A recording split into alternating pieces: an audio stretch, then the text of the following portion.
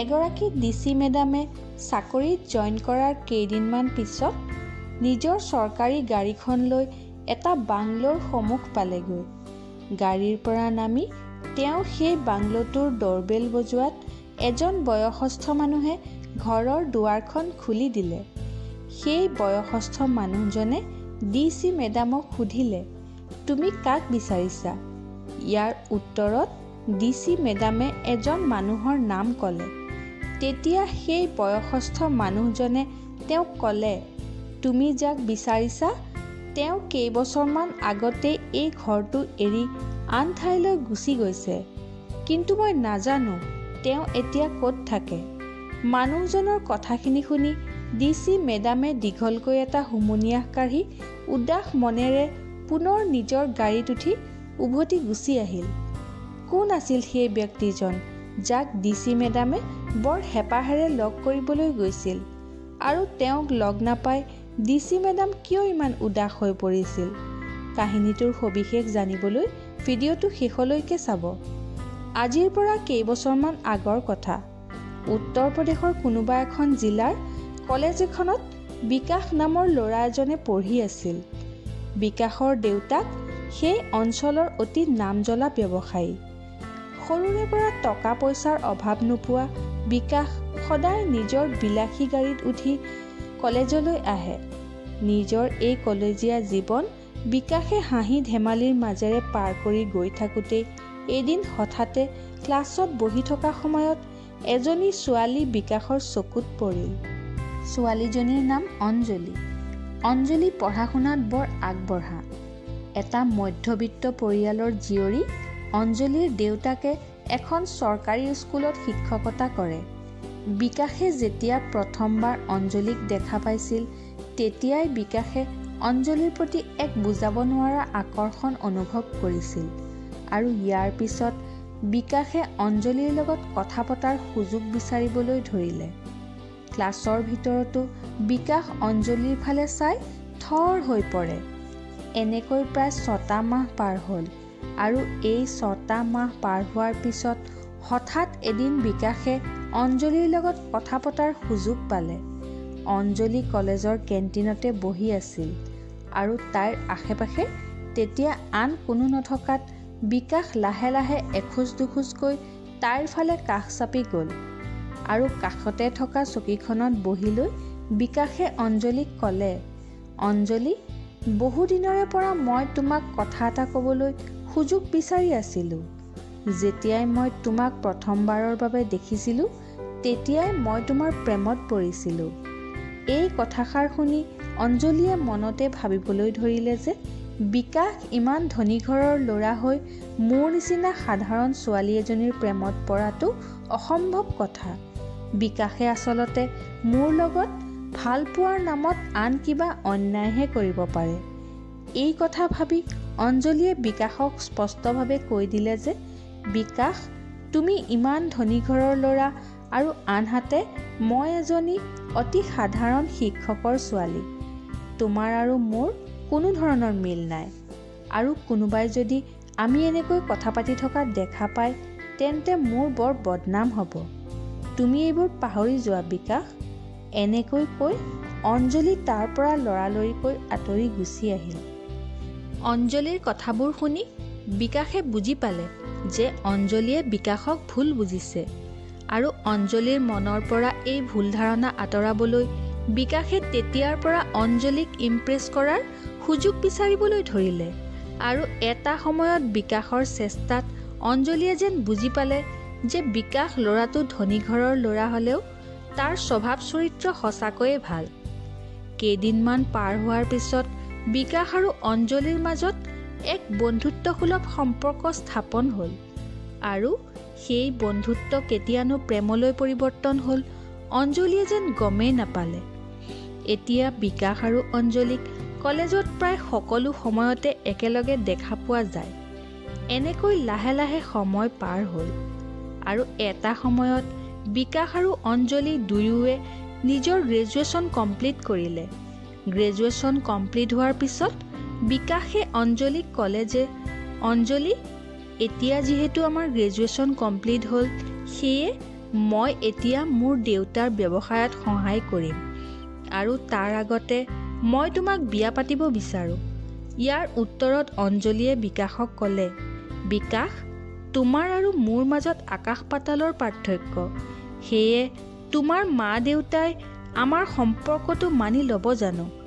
অঞ্জলীৰ কথাবোৰ শুনি বিকাশে লাহেকৈ হাঁহি এটা মাৰি তাইক ক'লে, তুমি সেইবোৰ একো চিন্তা নকৰিবা।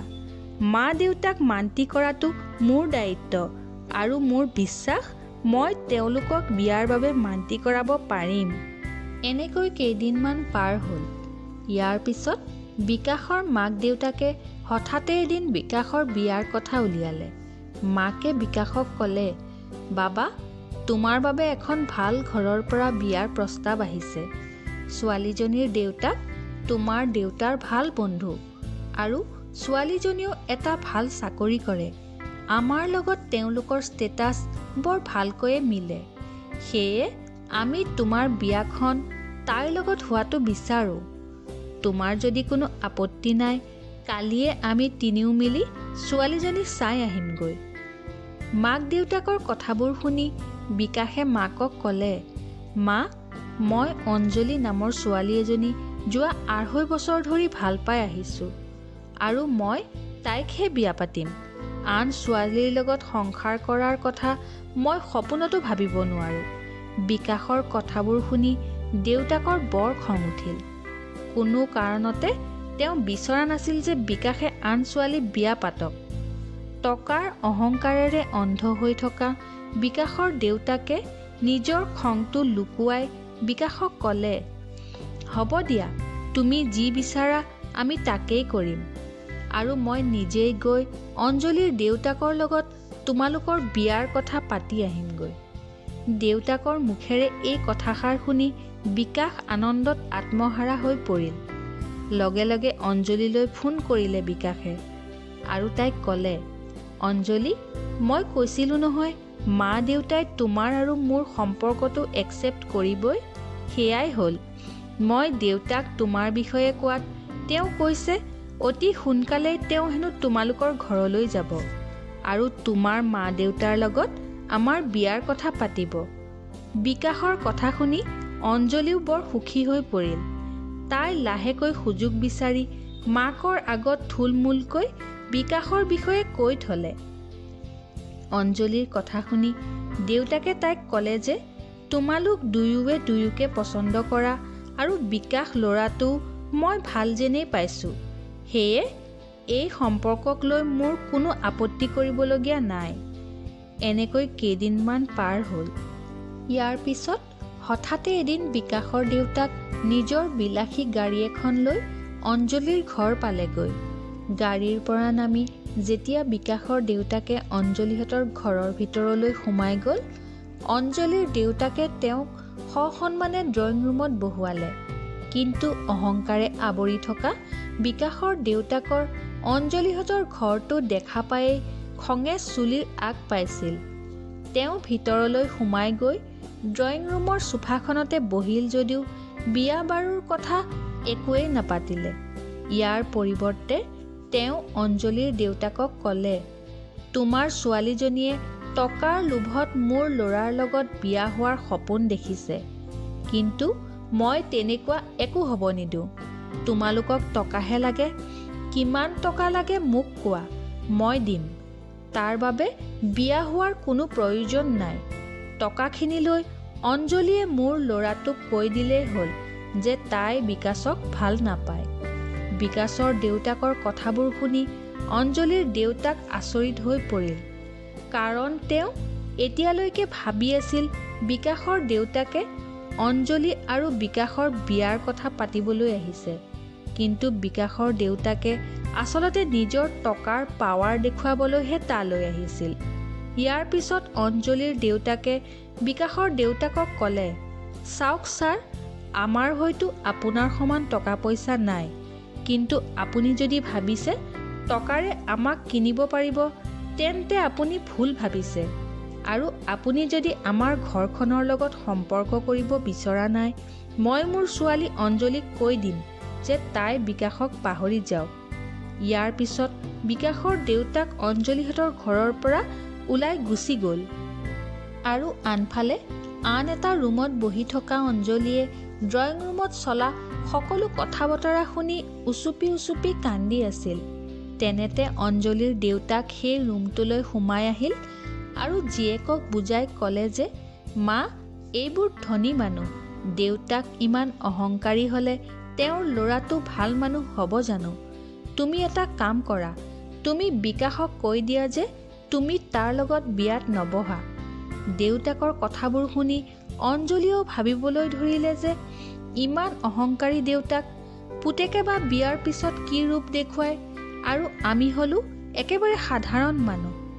এইবোৰ কথা ভাবি চিন্তি অঞ্জলিয়ে বিকাশলৈ ফোন কৰিলে আৰু ক'লে, বিকাশ, তুমি মোক পাহৰি যোৱা, আমাৰ বিয়া হোৱাটো অসম্ভৱ। অঞ্জলিৰ মুখেৰে এই কথাবোৰ শুনি বিকাশে আচৰিত হৈ অঞ্জলিক সুধিলে, তুমি এইবোৰ কি কৈছা অঞ্জলি? মই এনেকুৱা কি কৰিলোঁ যে তুমি মোক এনেকৈ কৈছা? আমি যোৱা 2.5 বছৰ ধৰি ইজনে আনজনক জানো। তুমি মোক কোৱাচোন কি হৈছে তোমাৰ? বিকাশে ইমান জোৰ কৰি সোধাৰ পিছতো অঞ্জলিয়ে বিকাশক একো নক'লে আৰু ফোনটো কাটি থৈ দিলে। ফোনটো থোৱাৰ পিছত বিকাশে ভাবিবলৈ ধৰিলে যে এনেকুৱা কি হ'ল যে অঞ্জলিয়ে মোৰ লগত বিয়া হ'বলৈ অমান্তি হৈছে। বিকাশ লগে লগে দেউতাকৰ সন্মুখ পালেগৈ আৰু সুধিলে, দেউতা, তুমি যেতিয়া অঞ্জলিহঁতৰ ঘৰলৈ গৈছিলা তেতিয়া তাত এনেকুৱা কি হৈছিল যে অঞ্জলিয়ে মোক ফোন কৰি ক'লে যে তাই মোৰ লগত বিয়াত নবহে? বিকাশৰ কথাৰ উত্তৰ দি দেউতাকে তাক ক'লে, বাবা, সেই ঘৰখন আমাৰ লগত সম্পৰ্ক কৰাৰ যোগ্য নহয়। আমি ক'ত আৰু সিহঁত ক'ত? আমাৰ লগত তেওঁলোকৰ কোনো মিল নাই। গতিকে তুমি সেই ছোৱালীজনী পাহৰি যোৱা। এই কথা শুনি বিকাশে দেউতাকক স্পষ্টভাৱে কৈ দিয়ে যে দেউতা, মই অঞ্জলিক পাহৰিব নোৱাৰোঁ, আৰু মই যদি জীৱনত কেতিয়াবা বিয়া পাতোঁ তেন্তে মোৰ পত্নী অঞ্জলিহে হ'ব, আন ছোৱালী নহয়। বিকাশে এনেকৈ কোৱাত দেউতাকেও তাক অলপ গৰম সুৰত ক'লে, বাবা, তুমি যদি মোৰ বিপক্ষে গৈ কিবা নকৰিবলগীয়া কাম কৰা তেন্তে তুমি মোৰ মৰা মুখ চাব লাগিব, কাৰণ মই নিবিচাৰোঁ যে এজনী মিডিল ক্লাছ ঘৰৰ ছোৱালী আমাৰ ঘৰৰ বোৱাৰী হওক। দেউতাকৰ কথা শুনি বিকাশ বৰ বিমূৰত পৰিল। এফালে বিকাশৰ অঞ্জলিৰ লগত 2.5 বছৰৰ সম্পৰ্ক, আৰু আনফালে বিকাশৰ নিজৰ দেউতাক, যিয়ে বিকাশক তুলি তালি ডাঙৰ দীঘল কৰিলে, যাৰ আঙুলিত ধৰি বিকাশে খোজ কাঢ়িবলৈ শিকিলে। কিছু সময় মনে মনে থাকিল বিকাশ, কিন্তু তাৰ পিছত দেউতাকক ক'লে, হ'ব দেউতা, তুমি যদি নিবিচাৰা মই অঞ্জলিক বিয়া নকৰাওঁ, কিন্তু তাৰ লগতে মই আৰু এটা কথা কৈ থওঁ যে জীৱনত আৰু কেতিয়াও মোৰ বিয়াৰ কথা নুলিয়াবা। চিৰজীৱন মই এনেকৈয়ে থাকিম। বিকাশে এনেকৈ কোৱাৰ বাবে দেউতাক অলপ চিন্তাত পৰিল যদিও পিছত ভাবিলে এতিয়া বিকাশৰ খং উঠি আছে, সেয়ে এনেকৈ কৈছে, যেতিয়া তাৰ খং কমিব তেতিয়া সকলো ঠিক হৈ যাব। কিন্তু এই ঘটনাটোৰ পিছত বিকাশৰ স্বভাৱ একেবাৰে সলনি হৈ পৰিল। বিকাশ এতিয়া দিনৰ বেছিভাগ সময় নিজৰ ৰুমটোৰ ভিতৰতে সোমাই থাকে। বন্ধুবৰ্গৰ লগতো বিকাশে আগৰ নিচিনাকৈ হাঁহি ধেমালি কৰিবলৈ এৰি দিছে। দেউতাকেও বিকাশৰ অৱস্থা দেখা পাই মনে মনে বৰ দুখ কৰে আৰু এবাৰত ভাবে সেই ছোৱালীজনী বিকাশক বিয়া পাতি আনি দিওঁ, তেতিয়া সকলো ঠিক হৈ যাব। কিন্তু টকাৰ অহংকাৰত ডুব গৈ থকা বিকাশৰ দেউতাকে ভাবিয়েই এই কথাটোৰ সামৰণি মাৰে। ইয়াৰ পিছত দেউতাকে বিভিন্ন প্ৰকাৰে বিকাশক বুজাবলৈ যত্ন কৰিলে যদিও পুতেকে তেওঁৰ এই চেষ্টা সফল হোৱাত কোনো ধৰণৰ সহযোগ নকৰিলে। এনেকৈ প্ৰায় 3টা বছৰ পাৰ হ'ল। এই 3 বছৰত বিকাশে অঞ্জলিক এবাৰো লগ কৰিবলৈ চেষ্টা কৰা নাই, কিন্তু সেইবুলি বিকাশে অঞ্জলিক পাহৰাও নাই। বিকাশৰ দেউতাকে তাক জোৰ কৰি বিয়া সবাহ খাবলৈ লৈ গৈছিল, কাৰণ তেওঁ ভাবিছিল এনেকৈ ওলাই সোমাই ফুৰিলেহে বিকাশে অঞ্জলিক পাহৰিব পাৰিব। কিন্তু বিকাশ মাক দেউতাকৰ লগত গ'লেও অনবৰতে যেন অঞ্জলিৰ কথাই ভাবি অমনোযোগী হৈ থাকে। এনেকৈ তিনিও এদিন বিয়া এখন খাবলৈ বুলি ওলাই গৈছিল। কিন্তু বিকাশৰ অমনোযোগী আচৰণ দেখা পাই ঘূৰি অহাৰ সময়ত গাড়ীৰ ভিতৰতে দেউতাকে বিকাশক খঙতে ক'লে, বিকাশ, তোমাৰ আচৰণবোৰ মোৰ ভাল লগা নাই। এজনী সাধাৰণ ছোৱালীৰ বাবে তুমি আমাক বৰ কষ্ট দিছা। তুমি এইবোৰ ভাল কাম কৰা নাই বিকাশ। ইয়াৰ উত্তৰত বিকাশেও দেউতাকক উভতি কৈ দিয়ে যে মই অঞ্জলিক তোমালোকৰ কথামতে বিয়া পতা নাই, কিন্তু মই তাইক কোনো কাৰণতে পাহৰিব নোৱাৰোঁ। মাকেও বিকাশক বুজোৱাৰ সুৰত ক'লে, বাবা, দেউতাই যি কৈছে তোমাৰ ভালৰ বাবেহে কৈছে। দেউতাৰ কথা মানি তুমি আমি পচন্দ কৰা ছোৱালীজনীয়ে বিয়া পাতা। কিন্তু মাক দেউতাকে ইমান বুজোৱাৰ পিছতো বিকাশ আকুৰকুজ হৈয়ে থাকিল। দুয়োৰে মাজত এনেকৈ অলপ সময় তৰ্কাতৰ্কি হোৱাত দেউতাকে খঙতে গাড়ীৰ স্পীড কেতিয়া বঢ়াই দিলে গমেই নাপালে আৰু স্পীড বাঢ়ি গাড়ীখনে নিয়ন্ত্ৰণ হেৰুৱাই পথৰ দাঁতিত থকা ডিভাইডাৰত এটা প্ৰচণ্ড খুন্দা মাৰিলে। ইয়াৰ পিছত যেতিয়া হস্পিটেলত বিকাশৰ হুঁচ আহিল, তেতিয়া সি গম পালে যে তাৰ এখন ভৰি বৰ বেয়াকৈ আঘাত পাইছে আৰু মাকজনীৰো ইতিমধ্যে মৃত্যু হ'ল। দেউতাকেও হস্পিটেলৰ বিচনাত পৰি মৃত্যুৰ ক্ষণগণি আছিল। বিকাশে যেনে তেনে হুইল চেয়াৰ এখনত বহি দেউতাকৰ কাষ পালেগৈ। দেউতাকে বিকাশৰ মাতটো শুনি যেনে তেনে চকুকেইটা মেলি চালে আৰু অস্পষ্ট মাতেৰে তাক ক'লে, বাবা, মই চাগে নাবাচিম, কিন্তু মৃত্যুৰ আগতে মই তোমাক এটা কথা ক'ব বিচাৰিছোঁ। বহুদিনৰ পৰা মই ভাবি আছিলোঁ যে তোমাৰ আৰু অঞ্জলিৰ সম্পৰ্কটোত মই সন্মতি দিওঁ, কিন্তু মোৰ টকাৰ অহংকাৰে মোক এইটো কাম কৰিবলৈ অনুমতি দিয়া নাছিল। কিন্তু এতিয়া আৰু মোৰ তোমালোকৰ সম্পৰ্কক লৈ কোনো ধৰণৰ আপত্তি নাই। মোৰ অহংকাৰৰ বাবে আজি আমাৰ সোণৰ সংসাৰখন ধ্বংস হৈ গ'ল। এতিয়া এই অহংকাৰ মোৰ লগতে গুচি যাব। দেউতাকৰ কথা শুনি বিকাশৰ দুচকুৰে চকুলো বৈ আহিল। এনেকৈ কিছু সময় পাৰ হোৱাৰ পিছত বিকাশৰ দেউতাকৰো মৃত্যু হ'ল। মাক দেউতাক দুয়োকে একে সময়তে হেৰুৱাই বিকাশ হতাশাত ভাগি পৰিল। লাহে লাহে সময় পাৰ হ'ল। বিকাশ আঘাতপ্ৰাপ্ত ভৰিখনৰ বাবে প্ৰায় 2 মাহমান হস্পিটেলতে থাকিল আৰু 2 মাহৰ পিছত ঘৰলৈ আহিল যদিও বিকাশৰ ভৰিখন আগৰ দৰে সম্পূৰ্ণ সুস্থ নহ'ল, যাৰ বাবে বিকাশ চিৰদিনৰ বাবে বিকলাংগ হৈ পৰিল। এফালে মাক দেউতাকৰ মৃত্যু আৰু আনফালে নিজৰ এই লাৰচাৰ অৱস্থা বিকাশৰ যেন দুখে কোলাই পাচিয়ে নধৰা হ'ল। একেবাৰে অকলশৰীয়া হৈ পৰা বিকাশে মনতে ভাবিলে যে অঞ্জলিৰ লগত কথা পাতি তাইক বিয়াৰ প্ৰস্তাৱ দিব লাগিব, কাৰণ দেউতাই মৃত্যুৰ আগমুহূৰ্তত আমাৰ সম্পৰ্কটোক স্বীকৃতি দি থৈ গৈছে।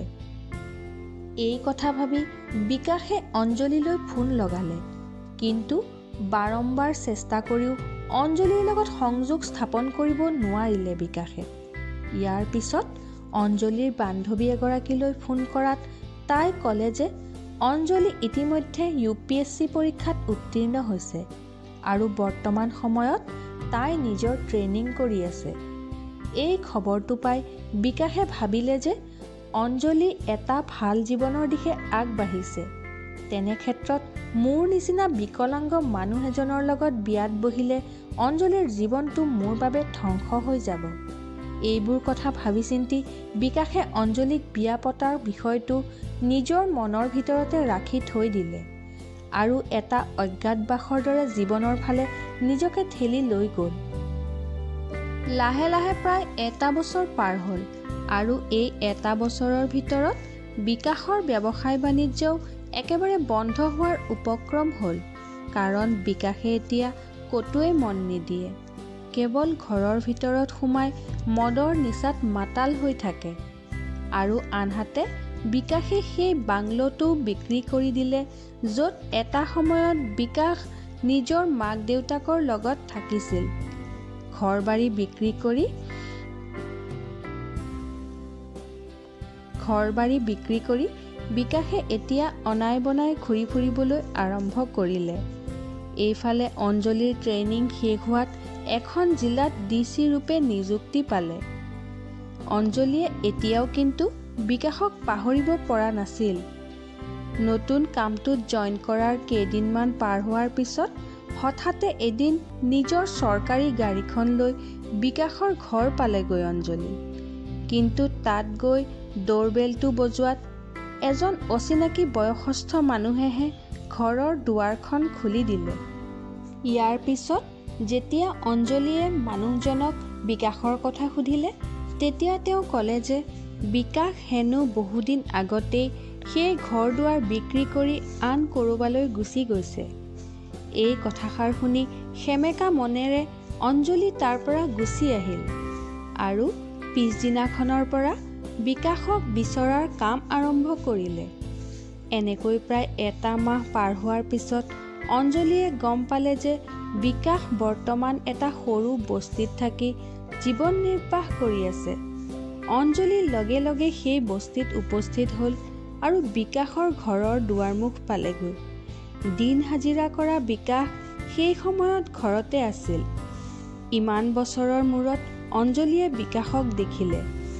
বিকাশৰ অৱস্থা দেখা পাই অঞ্জলি হতভম্ব হৈ পৰিল আৰু লৰি গৈ বিকাশৰ কাষ পালেগৈ।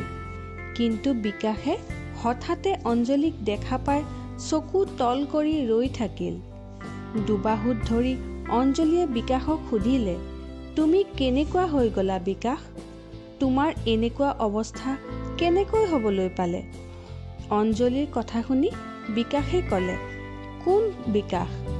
মইতো বিকাশ নহয়, তুমি কাক বিচাৰিছা? আচলতে বিকাশে অঞ্জলিক চিনি পাইছিল যদিও অচিনাকি মানুহৰ দৰে আচৰণ কৰিছিল।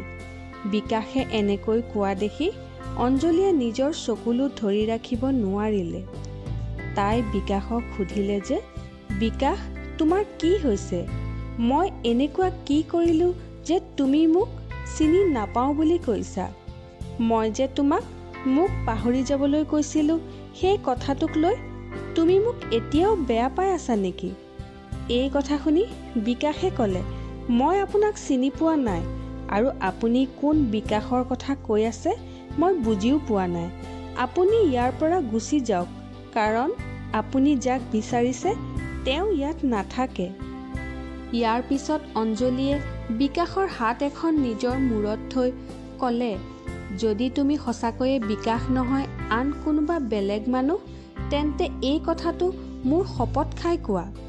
এই কথা শুনি বিকাশে তৎক্ষণাত অঞ্জলিৰ মূৰৰ পৰা হাত আঁতৰালে আৰু হুক হুকাই কান্দি উঠিল। অঞ্জলিয়ে বিকাশৰ চকুপানী মুচি ক'লে, কি হৈছে কোৱাচোন? এনেকুৱা কি হ'ল যে তুমি মোক চিনি নাপাওঁ বুলি কৈছা? ইয়াৰ পিছত বিকাশে গোটেই কাহিনীটো অঞ্জলিৰ আগত বিৱৰি ক'লে আৰু লগতে ক'লে, অঞ্জলি, মই আৰু এতিয়া তোমাৰ লায়ক হৈ থকা নাই। এক্সিডেণ্টৰ পাছৰ পৰা মোৰ এখন ভৰি প্ৰায় বিকল হোৱাৰ দৰে হৈছে। ইয়াত এই জুপুৰিটোত থাকি দিন হাজিৰা কৰি মই মোৰ জীৱন কটাই আছোঁ। মোৰ লগত সম্পৰ্ক কৰি তুমি তোমাৰ জীৱনটো ধ্বংস কৰিব নালাগে। তুমি ইয়াৰ পৰা গুচি যোৱা আৰু মোক পাহৰি যোৱা। এই কথা শুনি অঞ্জলিয়ে বিকাশক ক'লে, শুনা বিকাশ, আজি মই যি পদত অধিষ্ঠিত হৈছোঁ তাৰ সম্পূৰ্ণ ক্ৰেডিট তোমাৰ। কাৰণ তোমাৰ দেউতাই যেতিয়া আমাক দুখীয়া বুলি হাঁহিছিল তেতিয়া মোৰ মাজত এক বুজাব নোৱাৰা জেদে থিতাপি লৈছিল। তেতিয়া মই ভাবিছিলোঁ যে এটা সময়ত পঢ়ি শুনি মই এটা ভাল চাকৰি ল'ম আৰু তাৰ পিছত নিজেই তোমাৰ ঘৰলৈ গৈ বিয়াৰ কথা পাতিম। তেতিয়া বিকাশে ক'লে, মই জানো অঞ্জলি যে তুমি বৰ্তমান এগৰাকী DC। মই যেতিয়া তোমাৰ লগত কথা পাতিবলৈ তোমাক ফোন কৰিছিলোঁ তেতিয়া তোমাক ফোনত নাপাই তোমাৰ বান্ধৱীজনীক ফোন কৰিলোঁ আৰু তেতিয়া তাই ক'লে যে তুমি DC পদত নিযুক্তি পাইছা। তেতিয়া মই মনতে ভাবিলোঁ তুমি এগৰাকী DC আৰু মই এজন বিকলাংগ মানুহ। তোমাৰ আৰু মোৰ সম্পৰ্ক হোৱাটো তোমাৰ বাবে উচিত নহ'ব। সেয়ে মই তোমাৰ পৰা লুকাই এনেকৈ জীৱন কটোৱাৰ সিদ্ধান্ত ল'লোঁ। এই কথা শুনি অঞ্জলীয়ে বিকাশক ক'লে, যি হ'বলগীয়া আছিল হৈ গ'ল। তুমি আৰু এইবোৰ কথা চিন্তা কৰি নিজক কষ্ট নিদিবা, কাৰণ মই এতিয়াও তোমাকেই ভাল পাওঁ আৰু তোমাৰ লগতে বিয়াত বহিম। এনেকৈ কৈ অঞ্জলীয়ে বিকাশক সেই জুপুৰিৰ পৰা উলিয়াই নিজৰ লগত লৈ আহিল। ঘৰ পাই অঞ্জলীয়ে মাক দেউতাকক বিকাশৰ লগত হোৱা গোটেই ঘটনাটো বিৱৰি ক'লে আৰু লগতে ক'লে যে মা দেউতা, বিকাশ এতিয়া যেনেকুৱাই নহওক কিয় মই কিন্তু মোৰ জীৱনটো বিকাশৰ লগতহে কটাম। মাক দেউতাকেও নিজৰ একমাত্ৰ ছোৱালীজনীৰ সুখৰ কথা ভাবি বিকাশক জোঁৱাই ৰূপে স্বীকৃতি দিবলৈ মান্তি হ'ল আৰু ইয়াৰ প্ৰায় এসপ্তাহৰ পিছত বিকাশ আৰু অঞ্জলীৰ বিয়াখন হৈ যায়। প্ৰিয় দৰ্শক, আপুনি বাৰু কাহিনীটো শুনি কেনেকুৱা পালে? যদি ভাল পালে লাইক আৰু শ্বেয়াৰ কৰিব। আমাৰ ভিডিঅ'বোৰ আপুনি ক'ৰ পৰা চাই আছে কমেণ্ট কৰি আমাক জনাবচোন। আৰু আপুনি যদি আমাৰ চেনেলত নতুন তেন্তে চেনেলটো ছাবস্ক্ৰাইব কৰি আমাক অলপ উৎসাহ দিব। অৱশেষত ভিডিঅ'টো সম্পূৰ্ণকৈ চোৱাৰ বাবে ধন্যবাদ।